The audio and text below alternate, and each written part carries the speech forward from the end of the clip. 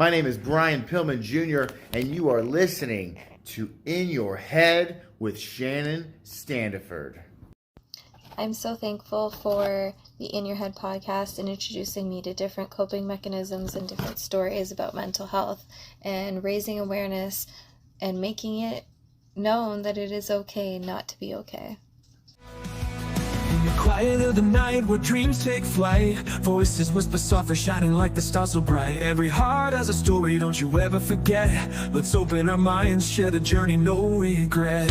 Here we gather, a circle of hope, sharing laughter and tears, we learn just how to cope. Every tale we tell, it helps to heal our souls. In the space of understanding, together we become whole. So let the words flow, let the music rise. In your head with Shannon, the stories come alive. Every heartbeat echoes where our spirits thrive. From fears to triumphs, we'll paint the skies anew. In this podcast journey, I'm here with you.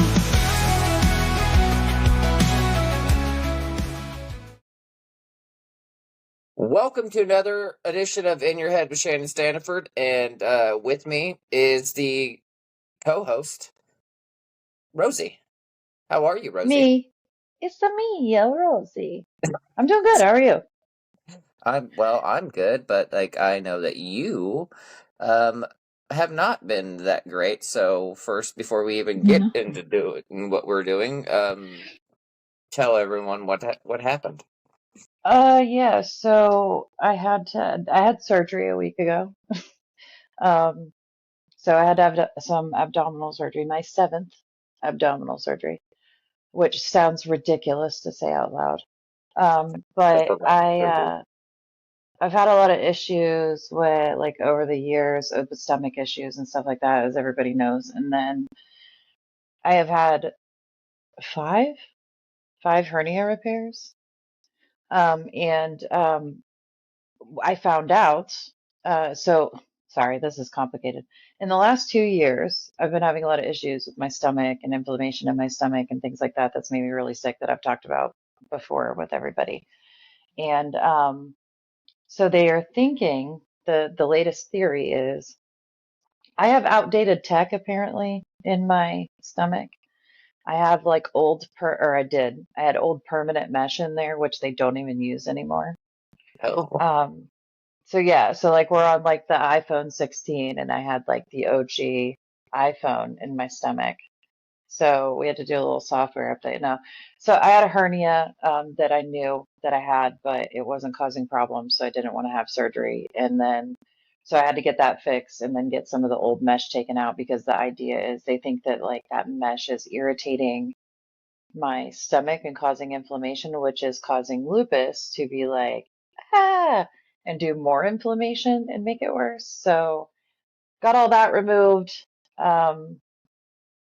Long story, but a whole bunch of other stuff was wrong in there that they had to fix. So it was a little bit of course, with lupus, nothing can ever be simple. It should have been a simple outpatient procedure. And I spent 5 days in the hospital because everything just freaked out. But we are on the mend now. And so, yeah, that's why I'm laying in my bed, because I have incisions in my stomach and all of that stuff. So laughing is a thing that currently is complicated. So if something funny happens and I start making really weird sounds, just pretend like nothing happened because I can't laugh normally, but I'm still going to do it because life is too short. I don't care what's going on. I will absolutely laugh. All right. But I'm doing okay. I'm kind of back on the mend now, and things have gone as since I've been out and they've gotten everything under control, things have gone as well as they could go. So I am happy. Good. Well, I'm glad. It's always really rough whenever you see a friend in the hospital and you're so busy to figure out what's going on. And I feel like I should know why she's there, but at the same time, I was like, did I even ask? Everybody knew I was having surgery, but again, in typical Rosie fashion, I am like, it's fine, everything's fine. So, it was supposed to be a lot easier than it was, but again, you never know. It's just like, hey, all hell is going to break loose. This will be fun. Yeah. So, well, I'm glad you're better. And so Thank I you. figured I haven't done this since like episode 4, where we did a question and answer episode, and so we are well in the 90s. We're getting closer to 100. So I figured, like, why the fuck not? Let's This have will be people fun. send in some questions. And I just telling Rosie before we started, I totally didn't write down anybody's name, so I just took guesses, and so just made up some names. So And also, I want to let you guys know that I actually made a choice to not know what the questions are. yes, He asked me, he's like, "Do you want a list of questions?" I'm like, nah, let's just wing it and see what they are. So you are getting my pure, unadulterated, unfiltered reactions and answers. all right. So we have 33 questions that I had to like narrow down because there was a lot of multiple of the same question. Um, and they're ranging from professional to serious to just absolutely stupid. Um, Love it. which those are going to be my favorite. I can Me already too. tell. Do you want to go in order or do you want to jump around? Jump around. Sorry. I don't know. Let's do like random, so that we Okay. don't get like in a thing. All right. So Bring the let's. chaos. All right. So pick a number between 1 and 33. 5. Five's my lucky number, by the way. Okay. So the Mateo asked, What's the hardest part of the show?" Ladies first, since you have been everything from listener to uh co-host. I What do you think? think I think on the listening side, it's the I don't know, like for me anyway, it's like I'm an empath and I just want to I want to reach in and like hug these people and you can't. I think on the listening side, that's the hardest part because people are laying out their trauma and their life and their feelings and stuff, and I just want to hug them and I can't.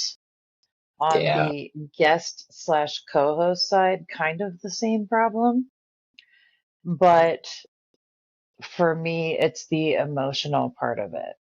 It's not a Yeah. bad thing to have emotions and to be emotional. It's part of what makes the show amazing, but like I am weird and uncomfortable with any kind of emotion. And Shannon's made it his mission to destroy me. So every time I come on the show, there's at least one time where I start crying. And so I'm like, oh my gosh, again.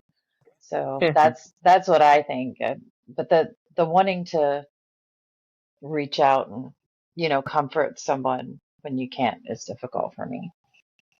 I think for me, there's a couple things, because like you, listening to the people's stories, and whenever it started off, these were people that I know personally, I see daily, and hung out with most of my life, and to hear some of the things that they've gone through, those were hard days. And then meeting new people and then getting them, trusting in me and being vulnerable, that's hard.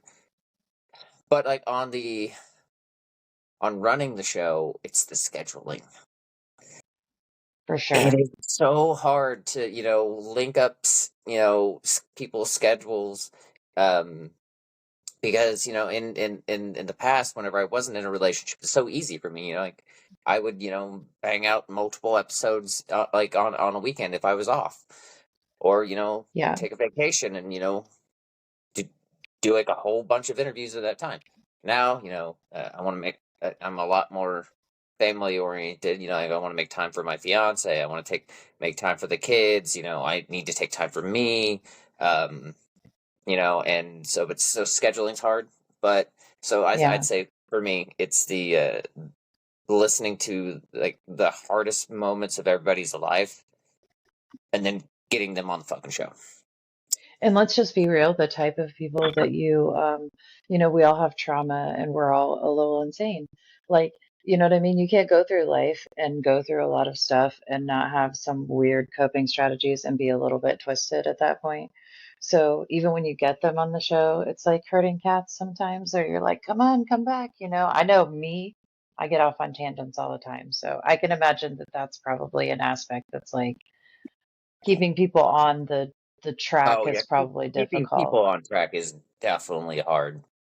Yeah, But usually, like if it's you, or if it's me and you and a guest, and we go on tangents, or side hustles and side missions, I think that's expected, because that's just generally how we fair. have conversations in general. True. So And I do think that it helps sometimes. Like, I know for me, sometimes I think I do that when I feel uncomfortable or if things are getting really heavy. So I do think sometimes it breaks up like the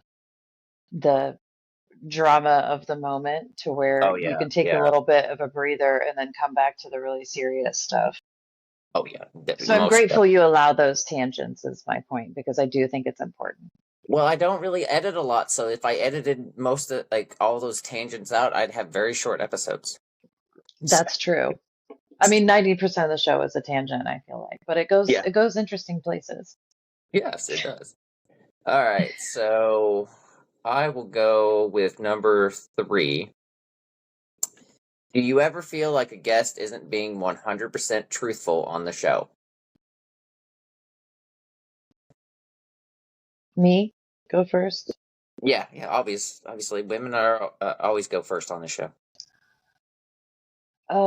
Yes, I do feel like there are episodes where people aren't being truthful.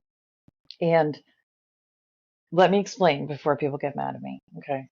I am not sitting here saying that if somebody tells something that's really traumatic, that I'm saying, oh, that's a lie, that couldn't have happened. That's not what I'm saying. There are instances on the show where I'm very analytical, and I just like my thinking goes like this in a straight line when I'm like trying to puzzle something out.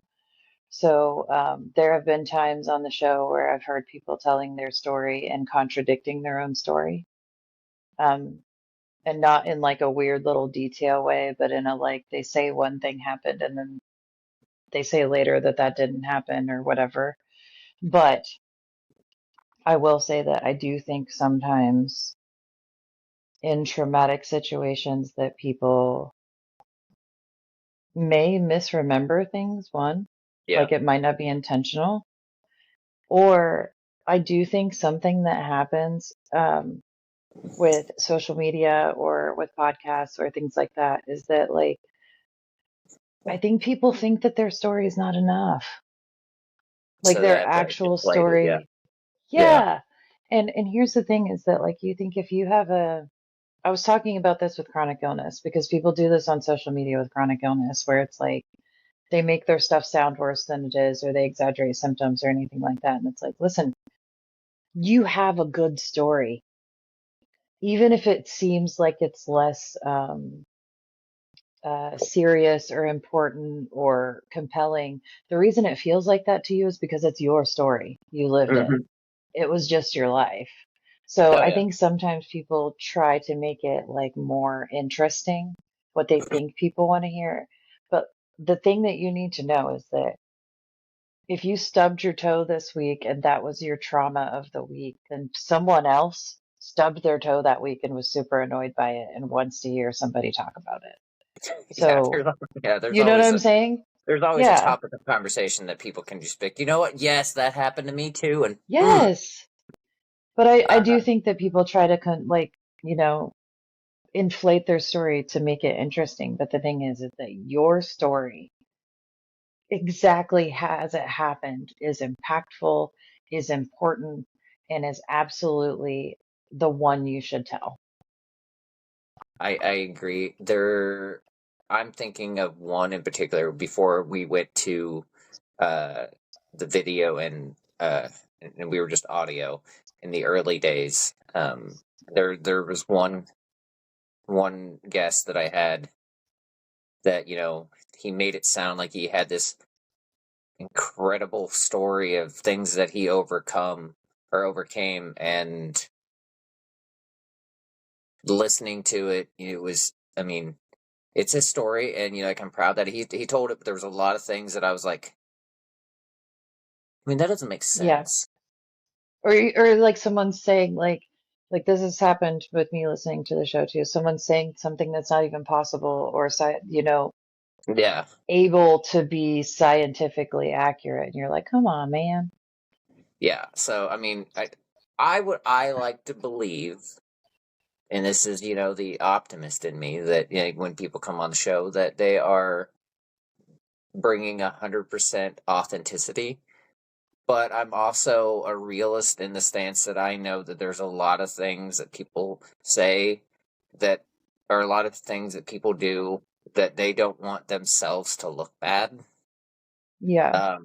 You know, and I you know I have to take them on their word, because most of them, I've never been around them.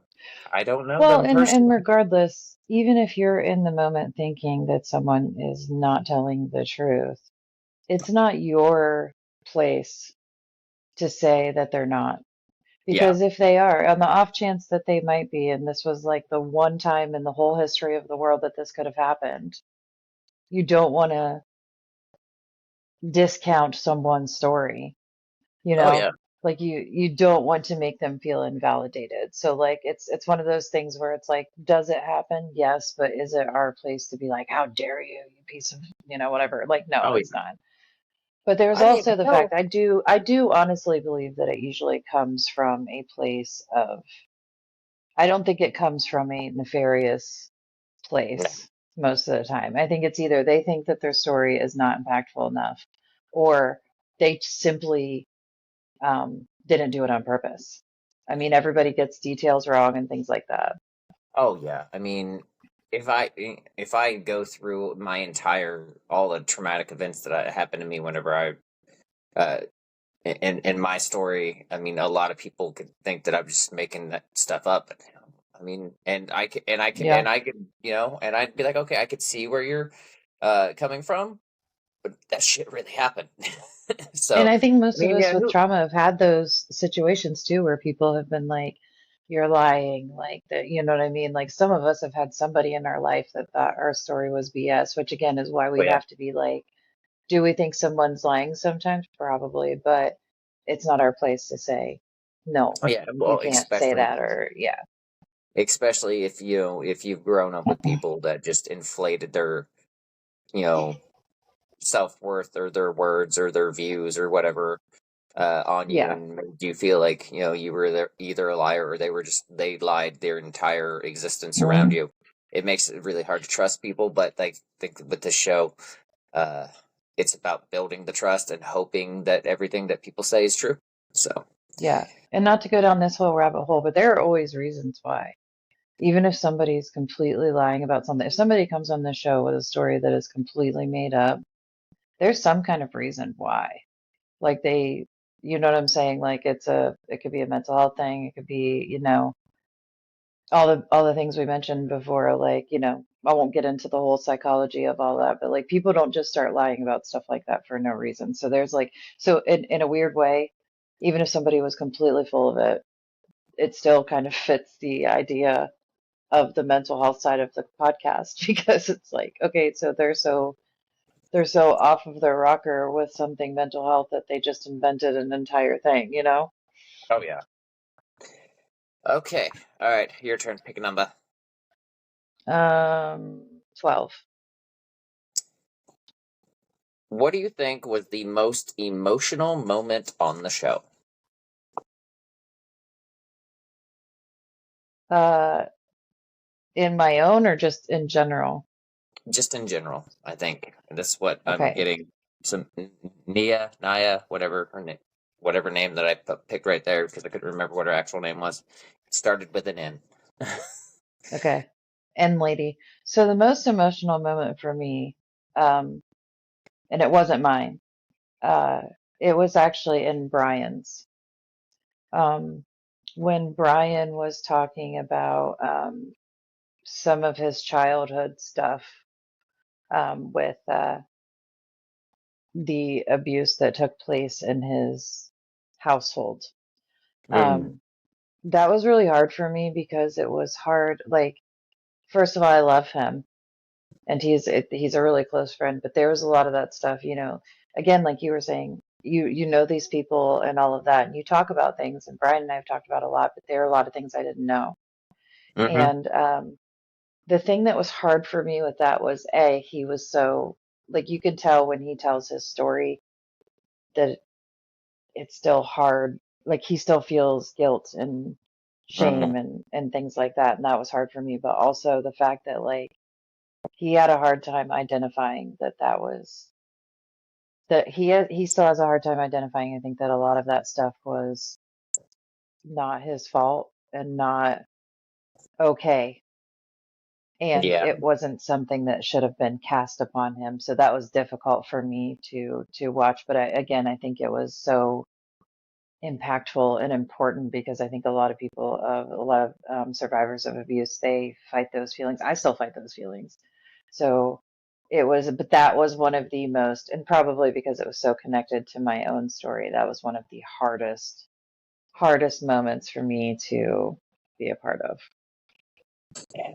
I think for me, the most emotional moment was whenever I interviewed my friend Joanne, and she told the story about a guy that she was dating uh, unalived himself while on the phone with her. Oh my God. And the hardest part was that I knew the story and I knew what it did to her, but reliving it with her Yeah. sitting right next to me was one of those moments that I don't get emotional a lot, but Yeah. like I had to take a break in the Yeah, middle of for that sure. episode because it was just so much. So yeah, Yeah. that was the most emotional moment for me. And the thing we just talked about with wanting to, like, reach out and hug somebody when they're struggling, could you? I can't imagine being on the phone and someone being in that place and not being able to, like, get to them. Oh Like, I yeah, bet that was the worst. so in the early days, I did a lot of in-person ones, and then COVID happened, and I had to do a lot of things, either over the phone or, you know, finding Was this this app, one of the blah blah. in-person ones? I missed this Yeah, one yeah, somehow. it was. I think I gotta go back. I think it was episode 2 or 3. So she'd been on the show a couple times, and there was one of those episodes or one of those times where we recorded, and the quality of the work was just shit. Mm. So, like, I can't remember if that was in episode 3 or if that was the lost version of the show that just never made it Because to air, but it was just right there. I'm still catching up on some of the older stuff from before we met. Because, Hmm. like, when you and I met and I found out about podcasts, I started listening to some of the stuff, and then we started doing the new ones. So I'm like, this back and forth all the time of, like, watching the new ones and listening to the new ones and then going back and catching up on the old ones. So I must not have, like, either it got lost, like you were saying, or I haven't heard that one. So I need to I go think, back and. yeah, if I'm not mistaken, I think that was if I remember right, I think that was one of those the ones that ended up getting lost because the quality was just shit. And What a that's shame, though. You might, it I mean, really, yeah. And I want to get her back on. that's what I was And gonna why? say. That might be worth the time. Because since that point, she's doing so well. She's gotten married. Um, Yeah.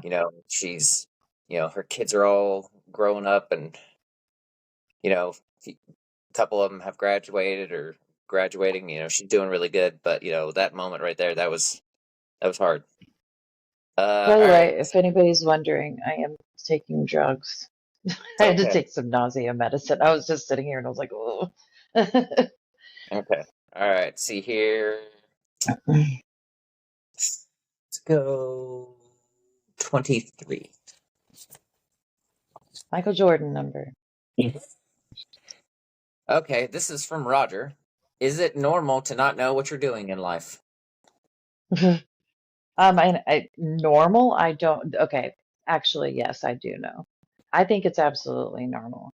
I think that people who pretend, okay, anybody who has everything together and their life is all perfect and neatly tied in a bow, they're lying.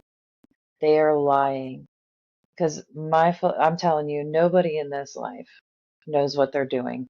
We are all just fumbling through and doing the best we can. And if you get up every day and you're doing the best you can every single day, that's the best anybody can do. Nobody knows what they're doing. If anybody I, tells you they know what they're doing, they're full of it. I go back to that quote from Parks and Rec.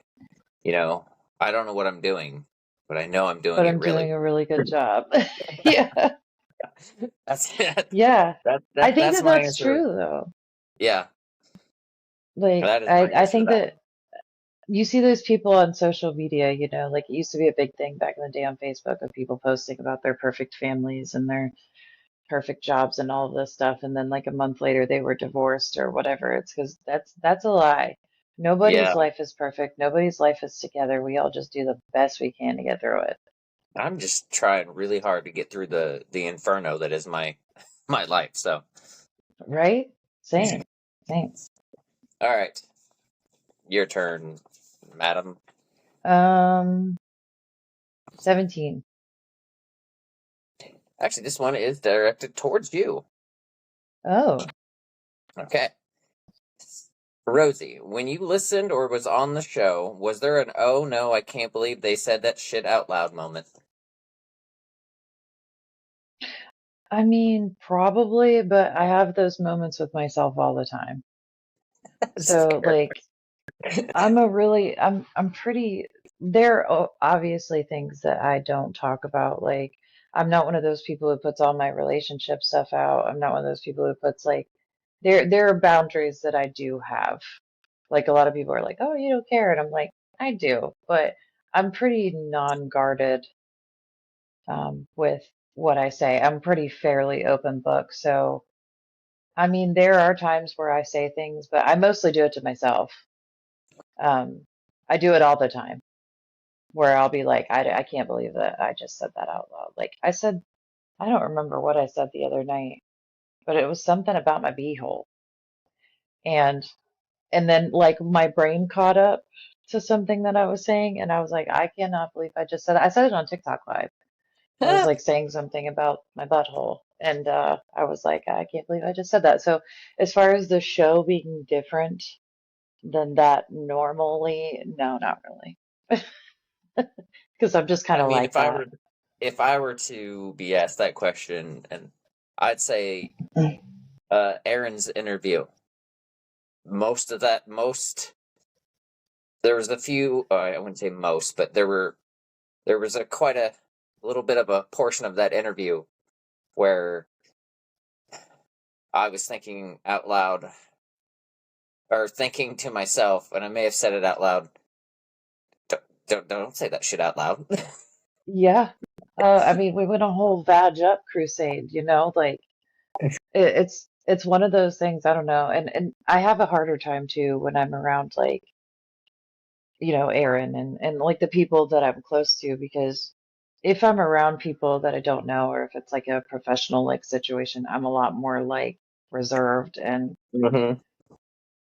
whatever. I do know how to conduct myself if I'm in certain places. I know it's hard to believe, but I do actually know how. It's rare.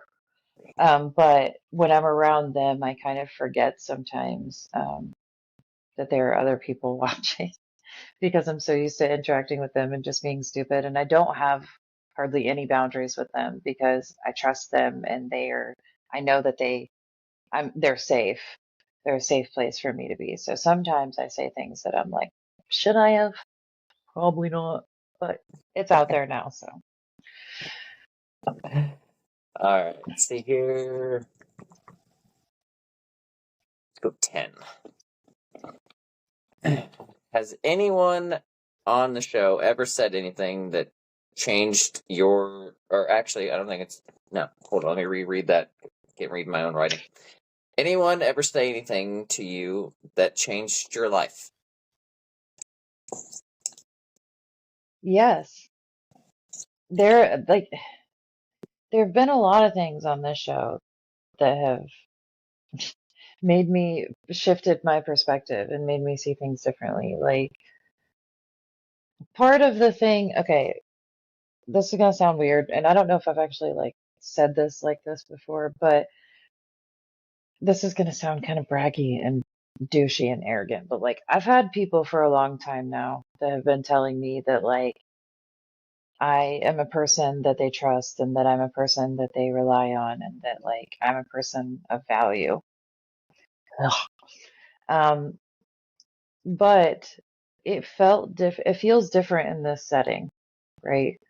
Like when someone's sitting here and it's quiet and you're one on one and someone's saying like these are the things you've done. In the first podcast I did, Shannon like sat there and laid out all of these examples of all of these things that I have done like for other people or and that, and it was like in that moment it felt really like it felt substantial because I don't lay things down like that.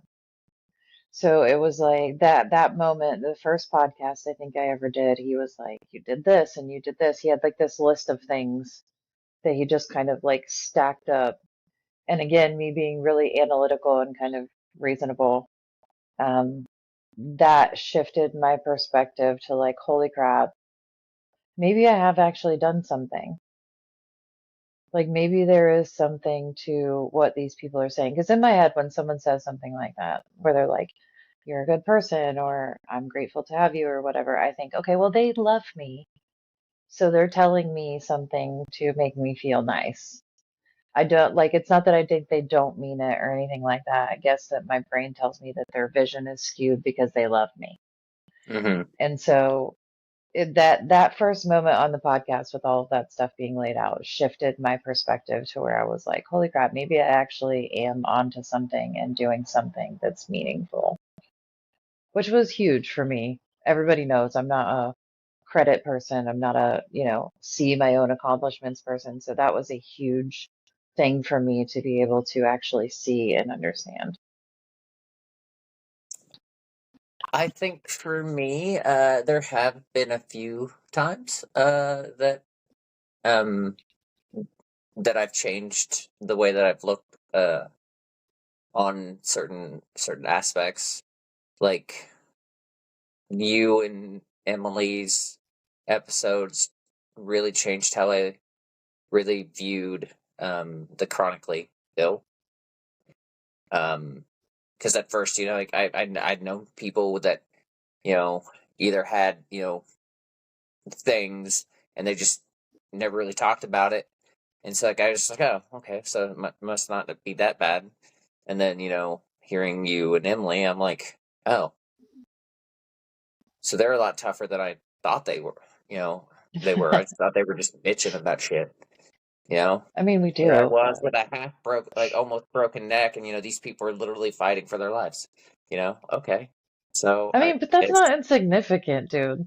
Like, yeah, but it was just one of those moments that I opened my eyes on how I viewed others, and then to be honest, like the biggest ones was I'd been around it before, and I've seen it with some friends and some family, but listening to so many people overcome domestic abuse or drug abuse, yeah, it made me really appreciate that battle a lot more because like I have my own issues with addiction, but I've been able to will myself through it. right. There's a lot of people that don't have that. Addiction So stuff always hits me hard. Like, yeah, I always I'm very, I will listen to every story that I can hear because that's something that, like, I've been fortunate enough that whatever the thing is that's in people's brains that makes them addicts has missed me. And so but I've been around it my whole life. So hearing people tell their stories of addiction and how they you come from the depths of like just this despair and to find your way out. That's a miracle to me. That is a miracle to me. yes.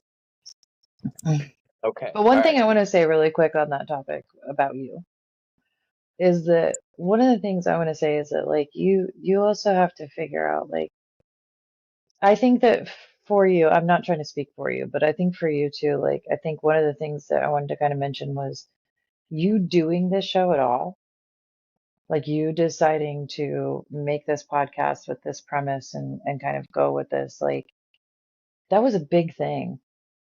And that was something that like is a huge undertaking that not people don't do. So you have to put yourself in the mindset too that even doing the show and sitting here and giving people that like platform and that voice is a big deal. And I feel like even starting this and putting yourself in the position where you said, I'm gonna do this, I can do this, and I'm still doing this at this point. I think that that has to be a thing that has to have shifted something because that's not a small thing. I know it's your thing and it's credit and it's icky and it's uncomfortable because it's nice things, but like Mm-hmm. I think Yep. that for you, like you do have to acknowledge that because the credit you give to people for being on here and speaking about their stuff and telling their story and it's important. You give people the opportunity to do that in the space, the safe space to be able to do that. I do acknowledge the fact that I have built a little bit of a platform to amplify the forgotten and the disenfranchised and the weirdos and the people that are overlooked and by most of society. I have given them an opportunity to talk and tell their Yeah. stories. I acknowledge that. What happens after that is all on them. It's not on me. But you have to also think about the fact too. You're right. You are right about that. Like it is on them to step up and take the mic and tell their story. But however, like you have to keep in mind too, if you are a safe place to do that and somebody who they felt like they could do that with, they wouldn't. I mean, there are people that like if they came to me now and said, "Hey, will you do my podcast?" I would say no. I said no to you at first That's true. You did, because I but wasn't sure. So, I mean, you have to give yourself at least that small bit of credit, which I know it feels uncomfortable and gross, but like you have to give yourself that for giving people the place to be able to do that because it's important. actually, so I'm going to skip your turn because that actually goes into one of the questions of which is question 30. Rosie, why did you decide to go from listener to guest, and were you nervous? Because Shannon's annoying. No, so the way that it went out, I don't know. I don't remember. I can't remember what I've talked about so much on here that I don't remember what I've talked about and what I haven't. Um, but Shannon actually asked me a couple years before I ever did the podcast if I would, and I was not ready. Um, I was still in the infancy of, he saw something in me that I couldn't see yet. Um, I was working on my own journey and trying to figure out who I was and what I wanted to talk about, or if I even had anything to say. And he had approached me about the podcast, and I was like, "Hey, I have this podcast, and I think you'd be great on it." And I'm like, "Nah, no, thank you." Um, but after a while, it was like I started to get more comfortable with myself and more comfortable with Shannon again. Like I just went on that whole rant. Like Shannon gave me a safe place. Shannon always gave me a safe place to be, even before I was really talking about my stuff a lot. Again, we met on TikTok and I made this one video one time that we reference all the time because it made me cry. And um, but I made this one video that was like it was a song and it had my story kind of written out on the screen. And when I made that video, I remember thinking, well, nobody will care about this, and that's fine because it was for my own healing. And I put that out, and Shannon instantly clicked the duet and just stood there. And there's something about somebody not saying anything, allowing you to say what you need to say, and just being a presence there in case you need them so that you feel safe. So it makes me emotional still to talk about this stupid video that's like 5 years old now at this point. But that was a big step for me, and I didn't realize that it was a big step at the time for me to tell. And that's kind of how Shannon and I started to become like friends. That's kind of like that was our introduction kind of to each other, was that video of me telling my story and him being Shannon. And so I got to the point where I was like, maybe it is time to actually say this in a whole way, because I was telling pieces all the time. And Shannon was the only person that, because I approached him the second time. Like he didn't come back to me and say, "Hey, you gonna do this yet? You gonna do this yet? You gonna do this yet?" Like he would kind of put a little bug out that it was still available if I Yeah, wanted to. I tell everybody that there's always an open invite. Yeah, but I eventually was like, okay, maybe I can do this. And then the first time I did the show, I knew it was the right decision. So I was absolutely nervous, was the second part of the question. Absolutely nervous. Um, a lot of times if I'm really nervous about something, people are like, "Oh, we couldn't tell." And it's because I'm like overly dumb to keep myself distracted. But I was absolutely scared shitless with it when I did the podcast the first time. I was absolutely terrified. Like I just was, yeah. Yes, I was nervous as crap. But it is, if you're thinking about doing it and you're nervous or you think whatever, I highly recommend it all the time, because if nothing else, it is meaningful to tell your story from start to finish, and it does feel different. Absolutely. All right, you get the next two turns, so pick a number. Okay, there are 33. Ah. All right. Some guy named Shannon wants to know what's the most annoying thing Shannon does. Make me cry every single time he's on here. No, he cultivates questions that hit you really hard, which is a good thing for the show, but is legit kind of annoying when you're the guest, because you're like, really? Like you had to do that, you know? It's good for the show and it's a good thing, but like sometimes I'm like, did you? Did you really have to do it that way? And the fact of the matter is, like, everybody that has either listened or watched this show knows that it's gonna come. It's It's gonna gonna happen. happen. I'm gonna try to bring it to Yep. you for tears, and I have like a success rate of like probably like 87%. Yeah. But I will tell you, not annoying, but just a little tidbit that I've noticed about Shannon since I've been doing the show, and I've never talked to him about this either, so you guys are on it. But um, something that makes, like, I will be like talking or someone else will be talking. I noticed it a lot in my mom's podcast because I wasn't thinking as much. I was listening to her. Shannon does this thing when he's like really into a story. It's the same face every single time, and he locks into it. And you guys will notice what I'm talking about now, where he'll be like, and it's for a long time. It's for a long time. So it's like not an annoying habit, but it's a little quirk that he has. And he's not performing it. It's not something that he does. It's like this natural like state that he falls into, and it makes me laugh every single time. It's like That's what I'm listening and thinking at the same time. I can only it's so do intense. two things at one time. That third thing Yeah. just can't happen. So listening and try Next to time he cultivating a does. question. Next time he does a serious one, you guys will see it. Or if you go back and watch some of the old ones, so you'll see it, because I see it. It happens at least twice in every show where he's like, "Mm." It's like the same. It just makes me laugh every time. All right, next one. Pick a number. Wait, didn't I pick the last one? This is yours. Yeah. I did two in a row. Oh wait, yeah, that's right. Okay. 2. What guest surprised you the most? Mm. I cannot remember her name right now. Shoot, Brittany? Ah, yes. She had the Mama Bear shirt on. Yep.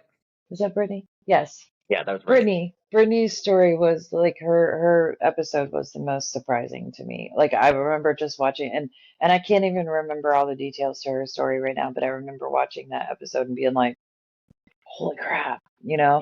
Yeah, I think you can see in my face a lot of that interview. I was like, Yeah, the yeah. fuck? I remember watching that and just being like, "Oh my God," like, which I feel like that's kind of disrespectful to be like, "Oh my God," but like it's you see these people that are sitting in front of you and they're put She together and was they're, you know straight what I'm saying? faced the entire Yeah, time, and so I'm yeah, I'm with you. I was like, yeah. It was like she was reading her grocery list, which, you know, again, when it's your story, it's normal and you don't feel like it's like exciting or whatever, but like she's just sitting there like she's reading a shopping list telling the story and I was like, "Oh my God." Hers was probably the most surprising for um, me. oh, I mean, I've had quite a few of them. I've had friends, telling stories of stuff that they did whenever I wasn't around, and I'd be like, huh, all right. I've had I'd honestly like a majority of the guests that I've had. Um, there was a lot of uh, surprising moments. I I think. will say I do think there's something in everyone. Oh yeah, there's always Like I one or two moments during every episode where I'm like, holy shit. Me too. Like even my mom's, like when we were doing my mom's, like I knew most of that stuff, but like there was stuff that I didn't know that I was surprised by. Yeah, yeah. I don't know. I've had friends, I've had um, coworkers, I've had family, I've had ex exes on, well, a ex on a couple times. So and every single one of them, just I'm horrible. I'd be horrible at really answering this question because every single episode, there's always, I wouldn't say every single episode. Like I said before, there's been a few of them just trying to drag the story out to where the interview's not like 10 minutes, Right. There's been a few of those. So I'd say a good, 90% uh, of the episodes have always had some moments. Well, I won't go, there was a part of the show where I just didn't have guests on. So none of those Yeah. were really So you weren't that surprised by intriguing to me. yourself. No, I was never surprised by the fact of the matter that I went through some of those without cussing as much as I used to on the Right. show is always I surprising. mean, I had an episode where I kicked over an entire can of Mountain Dew on my Yes, floor. Like yes, I feel like there's always something like in the episode, like I mean that was a goofy example, but like there's always something in the episode I feel like that's surprising, which is part of what makes the show good yeah. because it's like yeah, you're going to hear somebody's whole life story and for the most part and what they're going to talk about and all of that. But there's also these hidden aspects where even if you think you know what's going to happen, something happens and you're like, "What?" So, Yeah. that's kind of one of my favorite parts of it is that, even with the people that you know that are on the show, you've heard a lot of their story and stuff, but then there's always things because it feels that again, like I said, it feels different when you're telling it like this on the show. Like the space is different, the way you tell it, all of that. So like you'll hear somebody else's story that you've talked to for years and years, and then you find something out where you're like, oh my God, and you're surprised all the time. Oh yeah. Yeah. Okay, let's see here. I'm gonna go number one. Okay. The weirdest thing a guest ever admitted to on the show.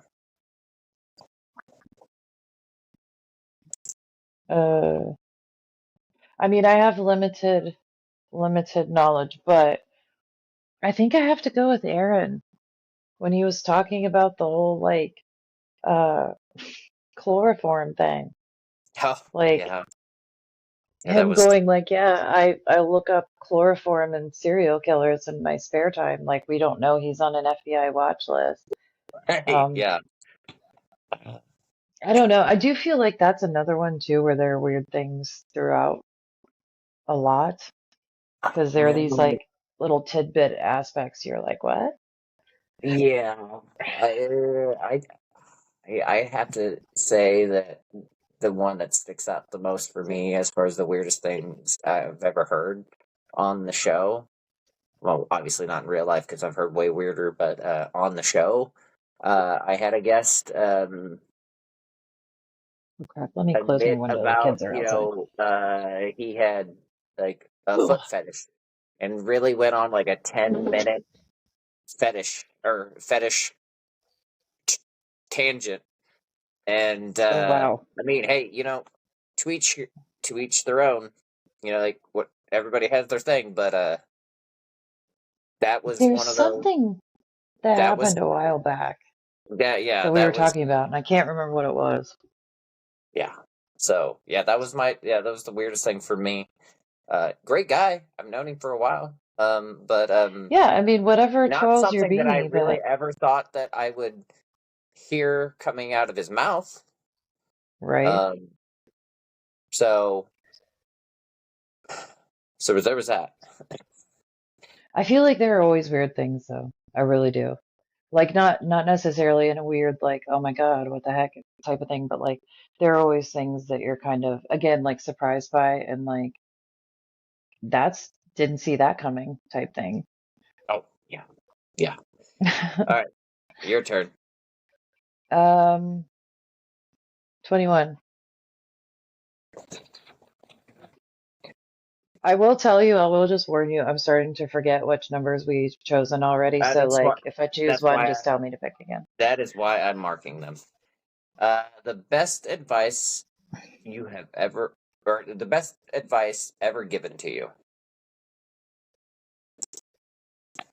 Um, good Lord. I don't know, that's a hard one. I think I think mostly was to be unapologetically you. Um,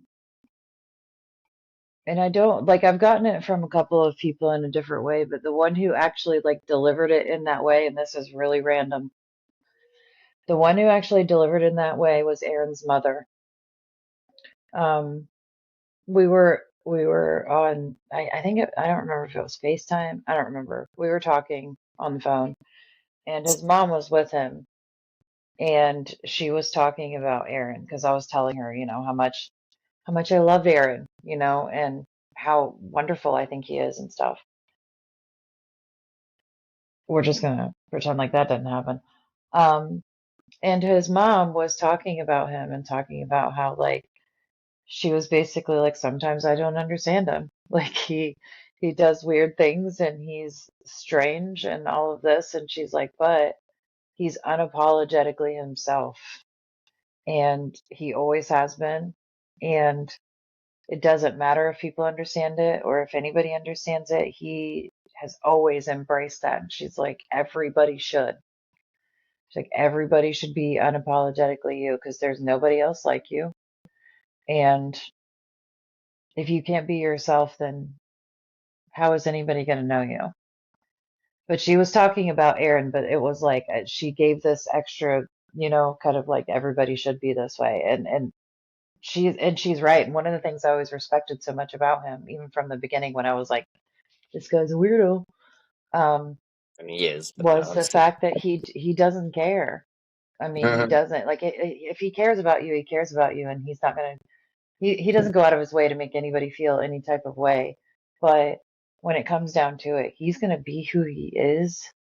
And if you like it, you like it. If you don't, you don't. And that was something that I struggled for my whole life was trying to be who other people wanted me to be and it never being enough. So that's probably the best piece of advice I ever got. But there's a second, sorry, I know I've been on a tangent. There's another part of it that just happened to me not too long ago, back on my birthday. Another one of those moments, and this wasn't here, but like another one of those moments that made the light switch flip.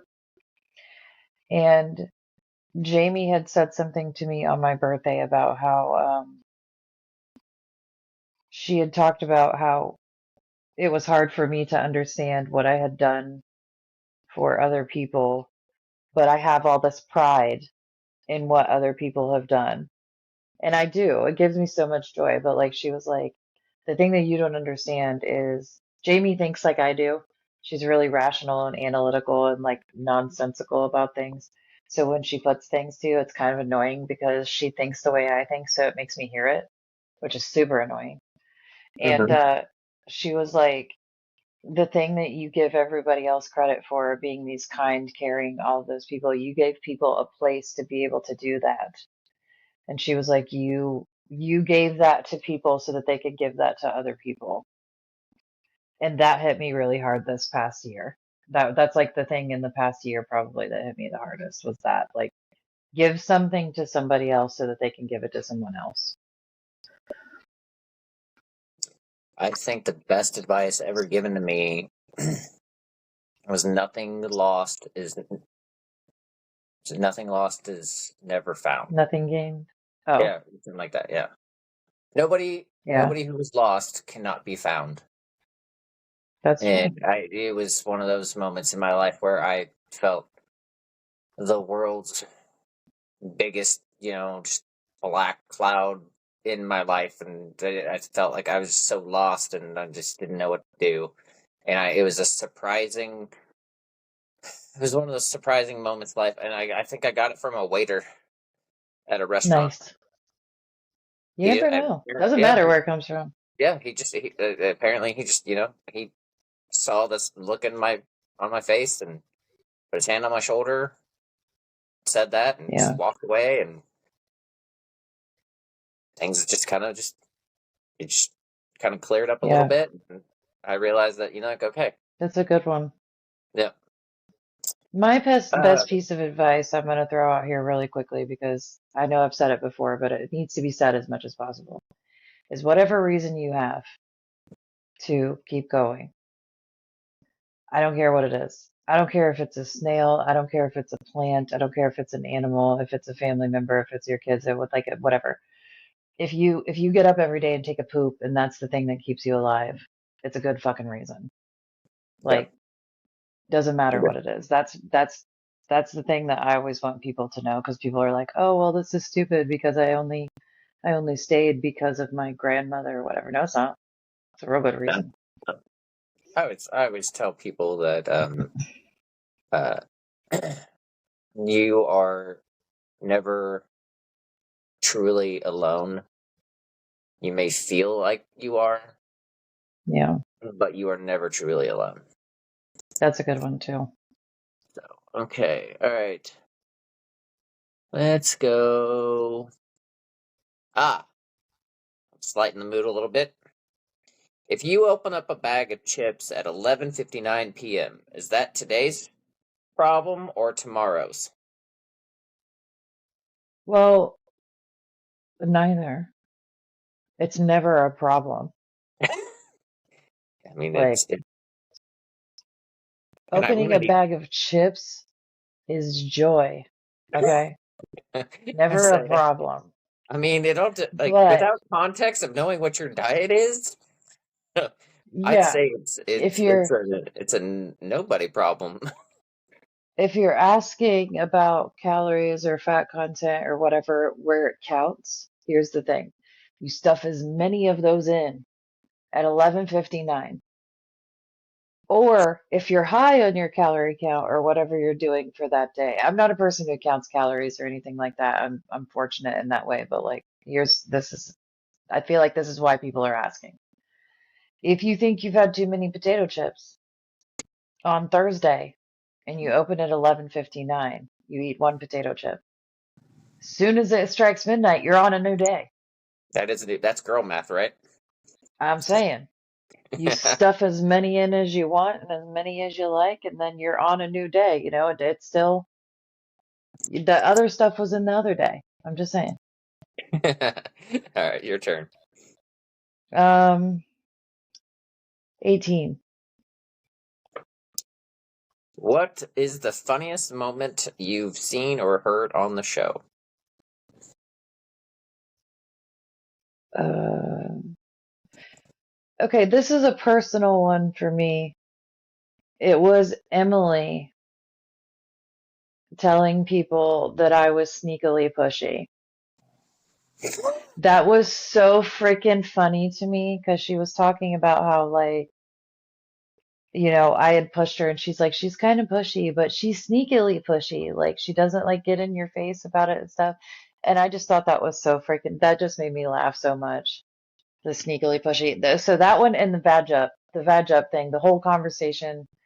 Because, like, the vag up thing by itself is funny, but it wasn't just, it was like the whole conversation that took place where we got to where we started saying vag up instead of grow up hair. Oh, yeah.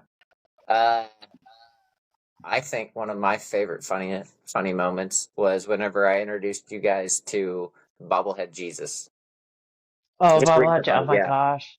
Which That had me dying. funny story, there was some controversy about that whole thing in the comments. Really? Yeah. Why? There was a guy that thought that it was how can I put this? Blasphemy. Like, disrespectful? Oh, really? Yeah. So, That's ironic, seeing as how my very Christian mother was the one that was on the show. yeah. So, yeah, that created a little bit of controversy, which, but I Oh, didn't care. Um, yeah, people can have their own thoughts and views and for sure. Wait, did he think the whatever. bobblehead Jesus was Yes, blasphemous or the whole yes. conversation? The No. Jesus? The whole bobblehead Jesus thing was, Oh, yeah, for the love. yeah. So, Okay.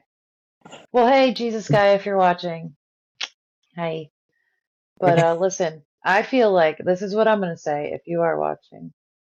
I think that if you have a Jesus in your home, doesn't matter what kind of Jesus it is.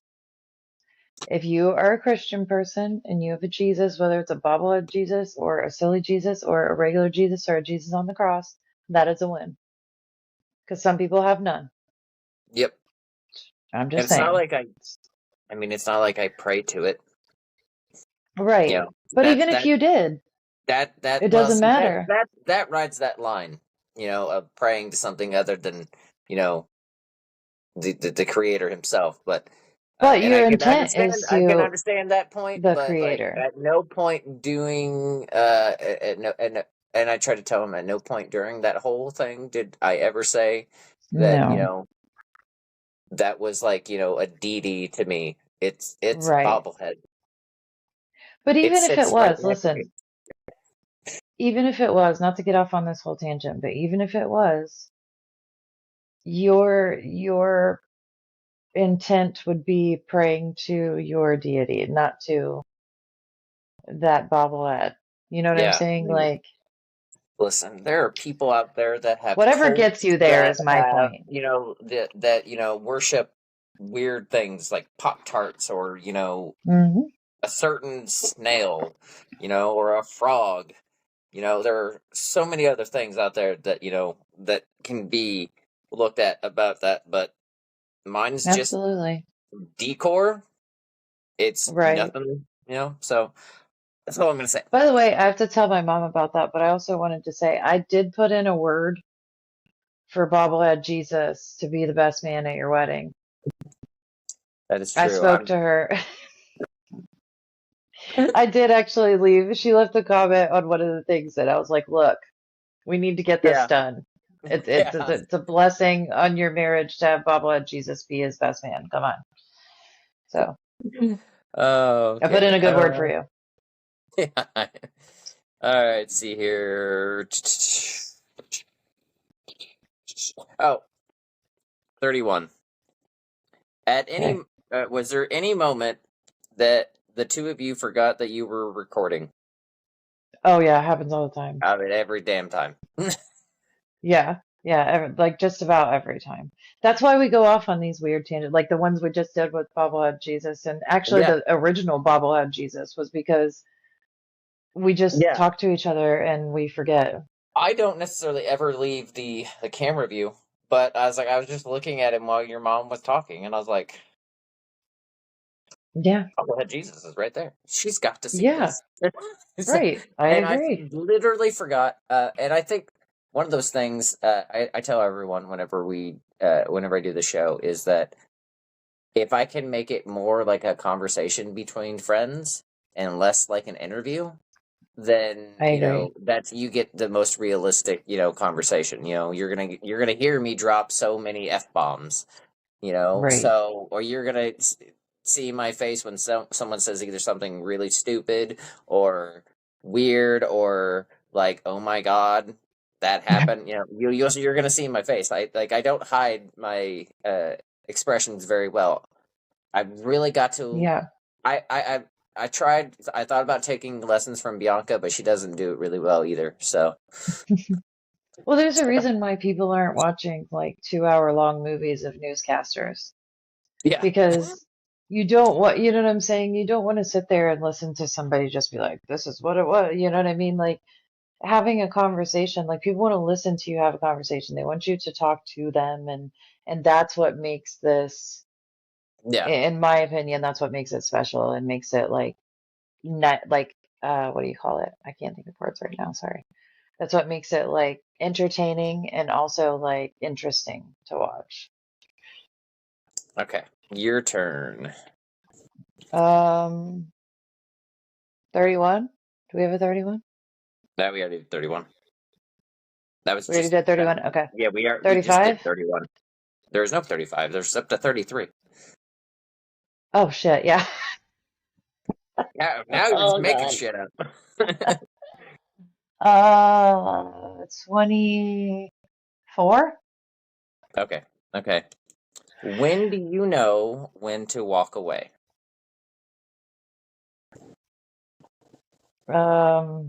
Geez, I'm bad at this historically. Historically, I Um, am the same. Um, yeah, I will say I learned to walk away whenever felt like it was either my physical health, like, or yeah, them, or that situation. If it came down to that moment, then it was time to walk away. But I'm learning probably should set the boundary just a little bit higher. yeah. I didn't even do it then historically, but I have gotten a lot better about it. I want to say like in the last probably 5 years or so. And my rule of thumb is recently, if so, okay, you want someone in your life because they love you, they respect you, and you love them and you respect them. So you have to ask yourself if that's true all the time. Because if somebody cares about you and they are constantly not respecting your boundaries, they don't care about you. And if somebody says that they care about you and they're trying to make you into somebody else, they don't care about you. They care about who they want you to be or who they think they can make you to be. So my kind of rule of thumb is if someone is giving me what I give them, and it doesn't have to be all the time or anything like that, but like if someone is in something with me, whether it's a friendship or relationship, whatever the case may be, you can't do any of that by yourself, no matter how much you want to, no matter how much you love somebody. If you're the only person that's putting anything into it, then it will never work and it'll be miserable. So the moment you feel like you're by yourself, you gotta piece yourself out. And it's way better to be lonely and be alone than it is to be lonely with someone Oh because yeah, that's like torture. I definitely agree But on it's that. hard. That's a hard one. Mm-hmm. Like just in general, that's a really hard one. Number 9. Was there a moment during an interview that you knew that the story was going to be good, or that the episode was going to be good? I'm sure that's probably what he was asking. I feel like that's always the case.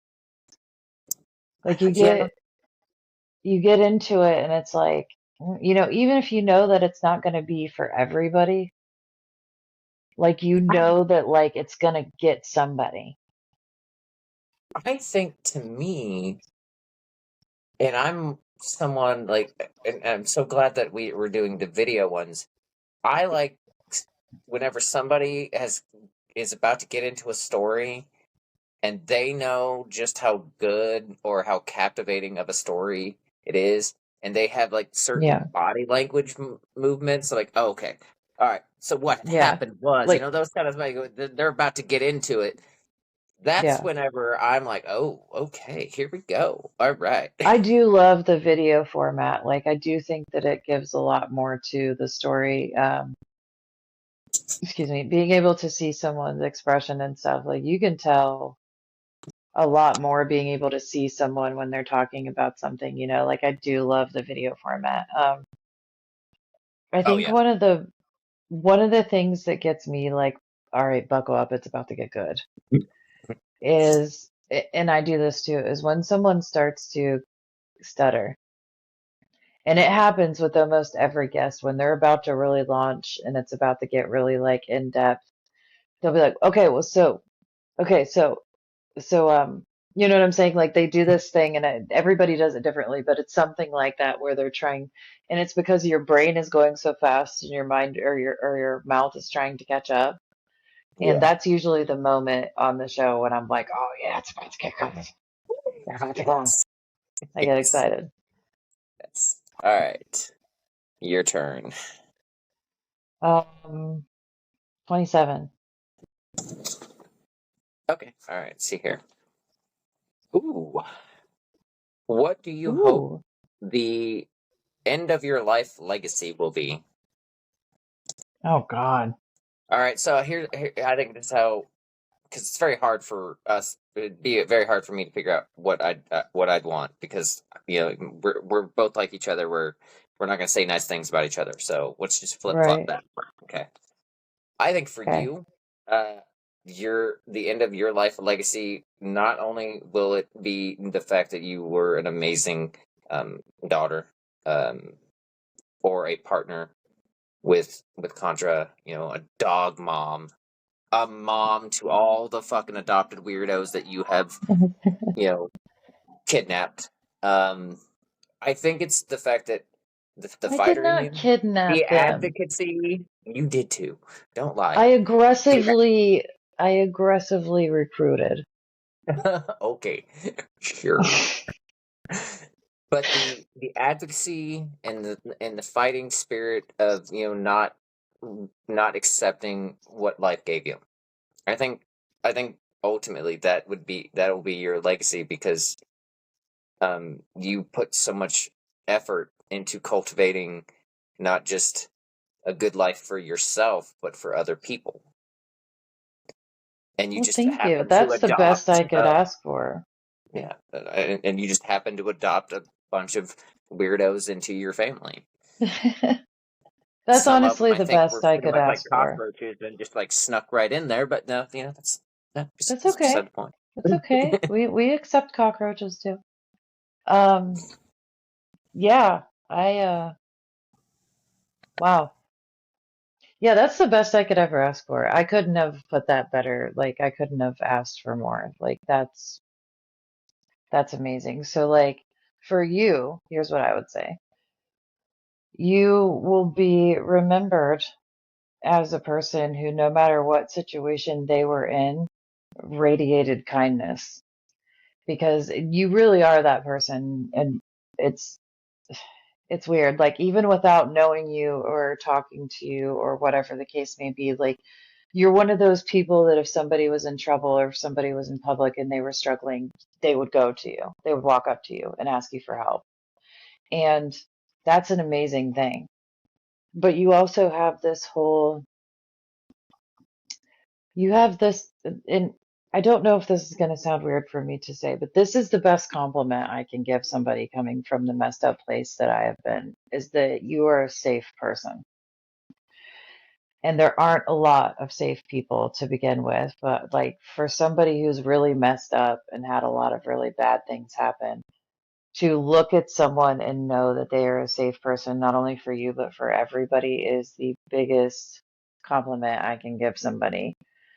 But you have this aura as well of like taking care of people around you, your kids, Bianca, you know what I mean? Like you have this welcoming energy of pulling people in. So I think that like the overall kind of like blanket, what do you know him for, is the fact that you are a person who brings people together in one way or another. The same thing that you give me all the credit for doing, you do it, you just do it in a different way.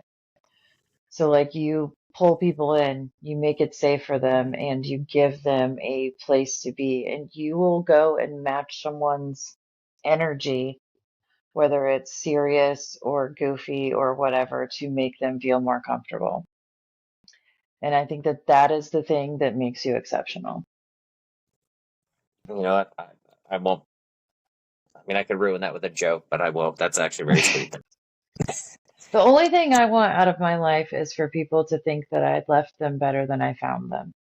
That's I all I think that want. I feel like that's the best thing that we can do in life is to, whether it be a Yeah. person, place, or thing, you always want to leave it better than you found it.